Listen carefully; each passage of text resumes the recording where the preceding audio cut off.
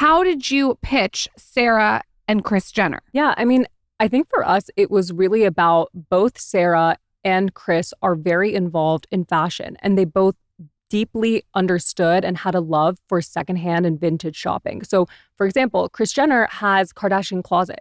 So she's actually been in the vintage space for years.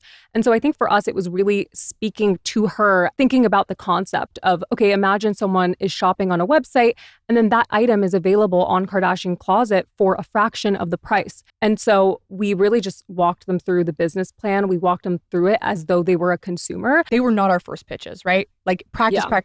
Our first pitch, like if I think about it for too long, I could cry. Luckily, it was like a friend of a friend who worked at a firm and he was willing to take a call with us, like kindly. We pitched for 35 minutes. We did not let this guy talk. We both answered the same questions. We talked over each other. It was horrible. And we quickly learned to then find, people who'd raised capital before. And we'd say, hey, could we please get on a 30-minute call with you? And we will do our pitch for you. And then just at the end, can you just give us 10 minutes of raw, honest feedback of what you thought about our pitch? What was good? What was bad? And so we did that probably like 30 times with like family, friends, anyone we could get connected to who'd raised before, completely outside of our space. And so by the time we're going to like these people that we knew were like we really want these people to invest, we already had like practice and taken all of like the missteps. The deck had completely transformed itself. Did you pitch to your dad and what did he tell you to do?